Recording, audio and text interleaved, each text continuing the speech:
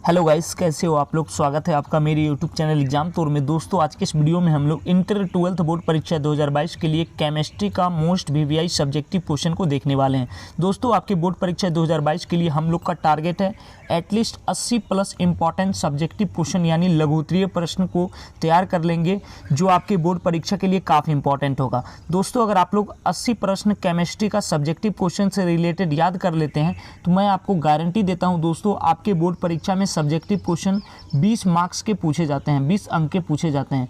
और इस 80 प्रश्न को तैयार कर लेने के बाद मैं आपको गारंटी देता हूं दोस्तों, एक भी प्रश्न आपके बोर्ड परीक्षा 2022 में एक भी प्रश्न बाहर नहीं आएगा ये 80 प्रश्न से। तो आज की इस वीडियो में हम लोग क्वेश्चन एंड आंसर का ये पार्ट नंबर 1 है। आप लोग जरूर देखें, वीडियो को शुरू से लेकर अंत तक देखिएगा, क्योंकि इस वीडियो में हम लोग क्वेश्चन नंबर 1 से क्वेश्चन नंबर हम लोग ट्राई करेंगे 20 तक इस वीडियो में कवर करवाया जाए। आप लोग नोट कर लीजिएगा। अगर आप लोग पीडीएफ नोट्स चाहते हैं तो एग्जाम तौर यूट्यूब चैनल पे अवेलेबल है। आप लोग 400 रुपये देके ऑल सब्जेक्ट का पीडीएफ, अभी तक आप 0% तैयारी नहीं की हो, अभी से आप लोग चाहते हैं कि अच्छे मार्क्स हम लोग बोर्ड एग्जाम 2022 में ले आए, अभी से पढ़ के, जुलाई से पढ़ के, तो मैं आपको गारंटी देता हूँ इस पीडीएफ नोट्स को तैयार करने के बाद आपके बोर्ड परीक्षा में अभी से तैयारी करने के बाद 80% डेफिनेटली आपके बोर्ड परीक्षा में आ जाएंगे इस पीडीएफ नोट्स को पढ़कर। तो चलिए दोस्तों हम लोग इस वीडियो का पहला क्वेश्चन को देख लेते हैं। इस वीडियो का पहला क्वेश्चन है और ऐसा एक भी क्वेश्चन को इस वीडियो में इंक्लूड नहीं किया गया है जो आपके परीक्षा के लिए इंपॉर्टेंट नहीं है। सभी क्वेश्चन इंपॉर्टेंट है। पहला क्वेश्चन है क्रिस्टलीय ठोस को परिभाषित करें।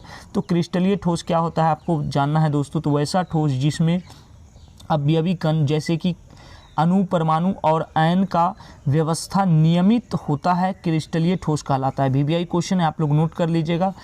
चलिए नेक्स्ट क्वेश्चन देख लेते हैं। नेक्स्ट क्वेश्चन है कांच एक अक्रिस्टलीय ठोस है कैसे। कांच जो है एक अक्रिस्टलीय ठोस है, ऐसा क्यों है। तो इसका गुण द्रव्य के समान होता है। इसमें द्रव्य के जैसा बहने की प्रवृत्ति होती है, पर इसके बहने की गति अति मंद होती है, मतलब बहुत कम होती है। यही कारण है कि इसे आभासी ठोस या अतिशीलित द्रव्य कहा जाता है। उसके बाद आगे हम लोग देख लेते हैं। इसी गुण के कारण पुराने भवन या इमारतों की खिड़की या दरवाज़ा के कांच की ऊपरी भाग पतला और नीचे वाला जो पेंदी होता है उसका भाग मोटा किया जाता है। यही कारण है कांच एक अक्रिस्टलीय ठोस माना जाता है। चलिए नेक्स्ट क्वेश्चन देख लेते हैं। इतना आप लोग याद कर लीजिएगा और इस प्रश्न पे डबल स्टार लगा लीजिए। फ्रेंकल दोष एवं शॉर्टकी दोष पे वीवीआई क्वेश्चन है, आपके बोर्ड परीक्षा 2022 में डेफिनेटली पूछा जाएगा ये वाला क्वेश्चन। फ्रेंकल दोष एवं शॉर्टकी दोष में अंतर स्पष्ट करें। चलिए देख लेते हैं क्या बोल रहा है। तो सबसे पहले हम लोग फ्रेंकल दोष देख लेते हैं। वैसा दोष जिसमें अवयवी कण अपने वास्तविक स्थानों को छोड़कर अंतरकाशीय स्थान में विस्थापित हो जाता है, इसे ही हम लोग फ्रेंकल दोष कहते हैं। नेक्स्ट है शॉर्टकी दोष। वैसा दोष जिसमें धनायन तथा ऋणायन क्या होता है, एक या एक से अधिक जोड़ा गायब हो जाता है, शॉर्टकी दोष कहलाता है। यह दोष सामान्यतः आयनिक ठोस में उत्पन्न होता है। इतना आपको फ्रेंकल और शॉर्टकी दोष में अंतर आपको बताना है। बोर्ड परीक्षा 2022 में पूछा जाएगा ये क्वेश्चन।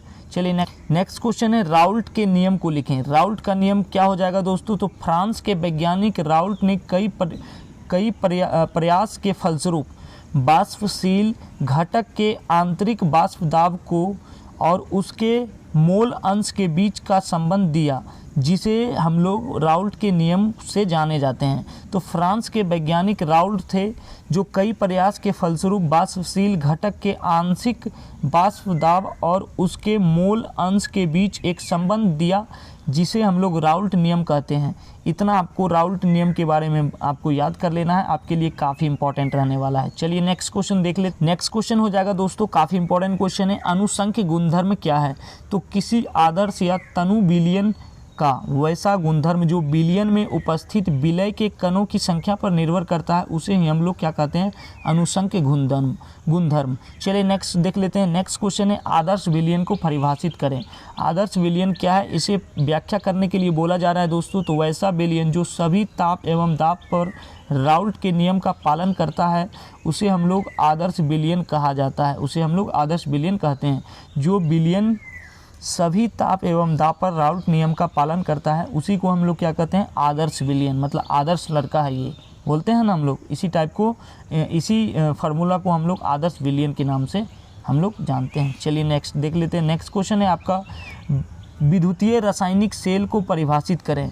वैसा सेल जिसके द्वारा रासायनिक ऊर्जा को विद्युत ऊर्जा में परिवर्तित किया जाता है विद्युत रासायनिक सेल कहा जाता है। इसको सर्वप्रथम गैल्वेनी और वोल्टा नामक वैज्ञानिक ने खोजा था। इन्हीं के नाम पर इसे गैल्वेनी या वोल्टेज सेल भी कहा जाता है। आपको याद कर लेना है, विद्युत रासायनिक सेल को परिभाषित करें, यानी वैसा सेल जिसके द्वारा रासायनिक ऊर्जा को विद्युत ऊर्जा में परिवर्तित किया जाता है, इसे ही हम लोग विद्युत रासायनिक सेल कहते हैं। और इसको सर्वप्रथम गैल्वेनी और वोल्टा नामक वैज्ञानिक ने खोजा था। आपको याद रख लेना है। चलिए नेक्स्ट क्वेश्चन देख लेते हैं। मानक इलेक्ट्रॉन विभव क्या है? तो एक अर्ध सेल में 298 के केल्विन ताप पर 1 मोल लीटर सांद्रता के धातु आयन विलयन का इलेक्ट्रोड विभव मानक इलेक्ट्रॉन विभव कहलाता है। इतना आपको मानक स्टैंडर्ड इलेक्ट्रोड विभव आपको याद कर लेना है। चलिए नेक्स्ट देख लेते हैं। नेक्स्ट क्वेश्चन है, लवन सेतु क्या है और इसके कार्यों को लिखें। लवन सेतु जो है प्रतिलोम एक यू आकार की कांच की नली होती है जो दोनों अर्ध सेलों में जोड़ता है। इसमें अक्रिय विद्युत अपघटन जैसे potassium chloride, ammonium chloride, ammonium nitrate का संतृप्त विलयन भरा जाता है। इसके कार्य कुछ इस प्रकार हैं। पहला 3 कार्य है जो कि महत्वपूर्ण है लवन सेतु के बारे में। तो लवन सेतु दोनों अर्ध सेलों को जोड़ता है। यह आंतरिक सेल परिपथ को पूर्व करता है और यह दोनों अर्ध सेलों के विद्युत अपघटन के विद्युत उदासीनता के कायम रखता है। यह दोनों अर्धसेलों के विद्युत अपघटन के विद्युत उदासीनता को कायम रखता है। इतना आपको याद कर लेना है। नेक्स्ट क्वेश्चन है, फैराडे के विद्युत अपघटन के नियम को लिखें। वीवीआई क्वेश्चन है, आपको याद कर लेना है।